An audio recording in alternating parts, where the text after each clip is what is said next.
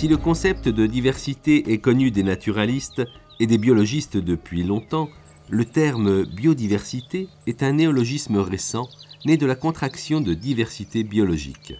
Il est apparu en 1986 à l'occasion du premier colloque international sur la biodiversité tenu à Washington.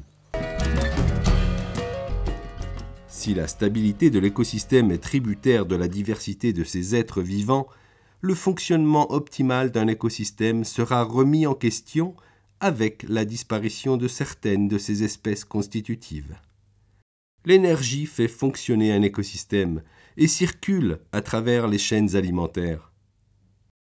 Ici, un seul chemin assure le transfert de l'énergie depuis la plante verte jusqu'au carnivore.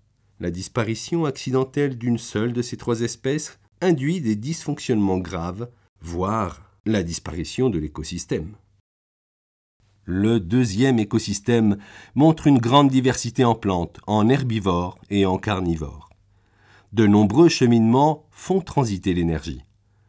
Une disparition modérée d'espèces ne remet pas fondamentalement en cause le fonctionnement de cet écosystème.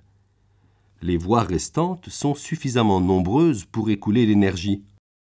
Ainsi, une biodiversité optimale doit être présente pour assurer la stabilité ou l'évolution des écosystèmes.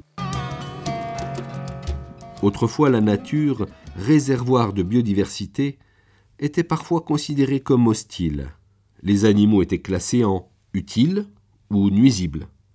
De nombreux prédateurs et ravageurs des cultures rendaient les récoltes incertaines. L'érosion de la biodiversité a des causes insidieuses, inaperçues par des non-spécialistes, sans cataclysme visible, mais d'une redoutable efficacité.